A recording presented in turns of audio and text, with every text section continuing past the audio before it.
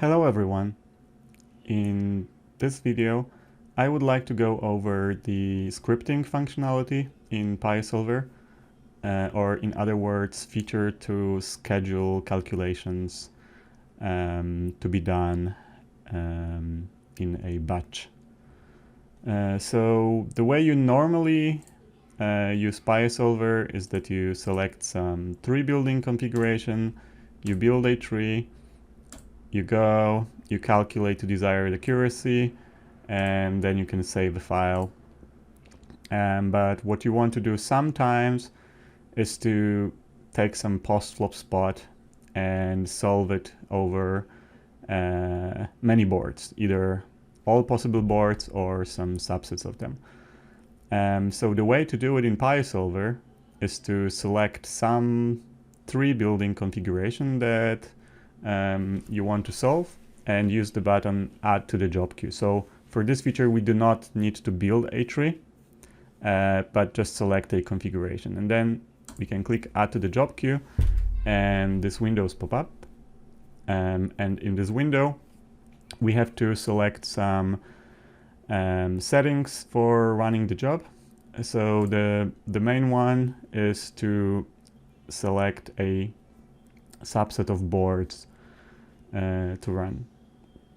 So we can generate some random number of boards between 1 and 2200. If we select all 22,100 boards, it will actually generate 1755 boards, with some of the boards having higher weights. So the idea is that for each group of boards which are isomorphic, which means that they are strategically the same flop. So for example, every ace board is isomorphic. It doesn't matter which exec suits are on the board. This board is represented only once in here as ace of spade, ace of heart, and ace of diamond. But anyway, so we can select some random subset of board, or we can load it from file, or we can specify it manually, whatever we want. And then we can choose a name for our board. So 3-bit podfast video 1, where to save the resulting files. So by default it's the name of the configuration and the current timestamp. And then we have to choose another settings which you normally do for your calculation, like what should be the saved file, should it be full tree or small tree, which algorithm, we should define accuracy, and for scripts we have to select a timeout. The reason why we cannot just rely on the accuracy and have to specify timeout here is that it can happen, and it sometimes do happen, that PioSolver is unable to solve a tree to a desired accuracy. Well, it happens seldom, but it does happen sometimes, and in this case we do not want our job to hang indefinitely. So for example, in this case, normally this 3-bit podfast tree should compute to a decent accuracy in a matter of seconds, like definitely less than half a minute.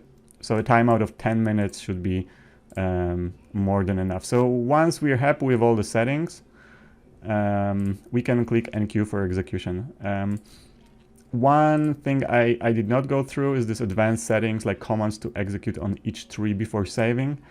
I will not go into details what to do here. It's pretty much advanced feature. I might make another video on that topic. So we can click enqueue for execution, and you can see I tried to make a video once before, so there is already that job. So we have a list of these jobs, and then we can just start one of them, either a selected one, or we can say run all the jobs in the queue. And then once some job is done, so for example, you can see I have already completed here one job, we can open location with this solution and script, with the script and the solutions. And there are all these boards that we have selected in a subset here. And once we already have a directory with saves computed with the script, there are some handy features in PioSolver that take advantage of this directory structure. So we can open one of these files in PioSolver by dragging it onto the viewer. And we can see that we have here opened the file aceking5, and we can navigate to some line like bed call turn, bed call river, and we can look at some strategy, we can look at IP or PEV and etc. And one thing that we may be interested in here is to, okay, I see this particular line, but I would like to see how does the strategy look on some parallel line. So basically we want to see the same line like bed call, and river, but on another runout. So you might already be familiar with the shortcuts like Control arrow or Control Shift arrow. They're explained here, where you can change a rank up or down. So if we are on the river and we click rank up, it changed 6 of diamond to 7 of diamond. If we say suit up, it will change 7 of diamond into a 7 of heart. And similarly, we can change turn. We can change the turn, and this way we can quickly navigate through different runouts for the same spot. And with having some spot computed with a script on a different board, we can take advantage of another feature, which is load other tree in the same folder, or you can achieve the same effect by clicking a board here. So what happens is that by clicking a board, we will just switch to another runout on exactly the same line. So here we have a list of all boards that we computed with our script. So you can see that these are exactly those.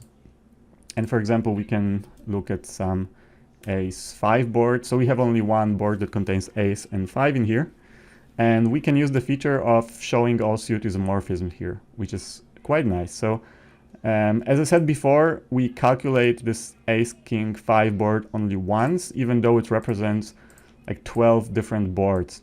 And in PioViewer, we can actually ask Solver to like recolor this board. So even though the file is ace of spade, king of heart, 5 of spade, we can choose any other color configuration. Like for example, we can say ace of heart, king of clubs, and 5 of hearts.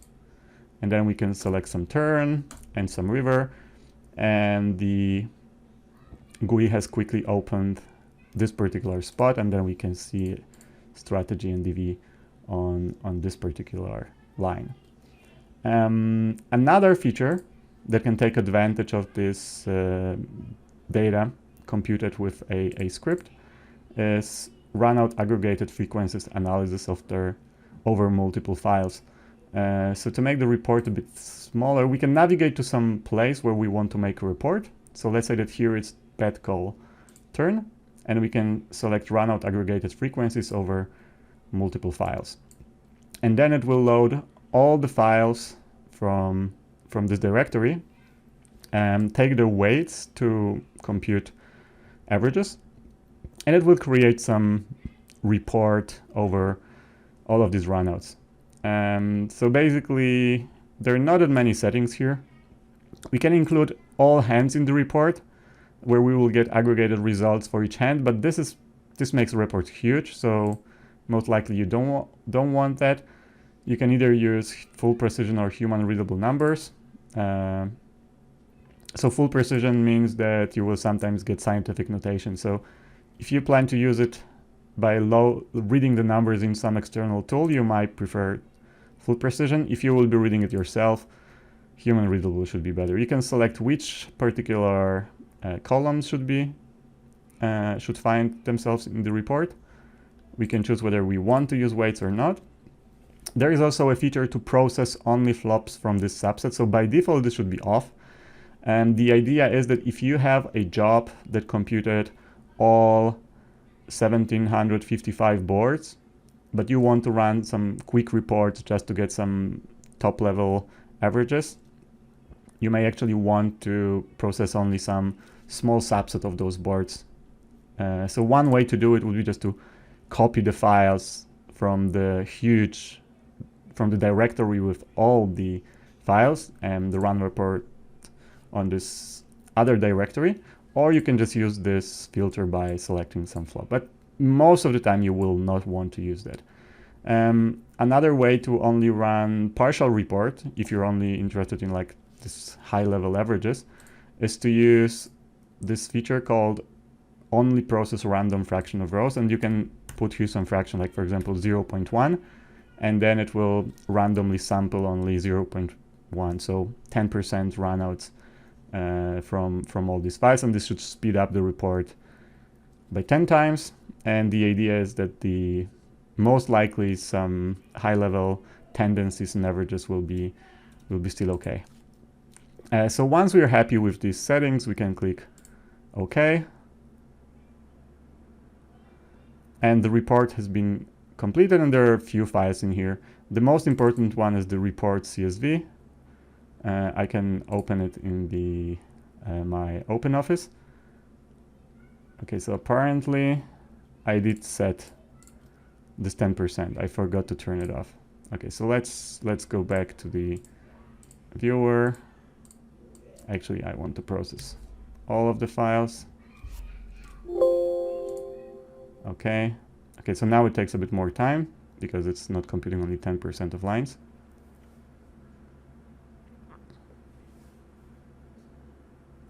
Almost done. Okay, so now we can open the report. And we can see for each board in the directory and for each turn, we have some numbers. And the numbers are global percentage, matchups, equities, EVs, and frequencies and strategies for action. So I will not go into too much detail of what number means in this file. It's explained in our FAQ.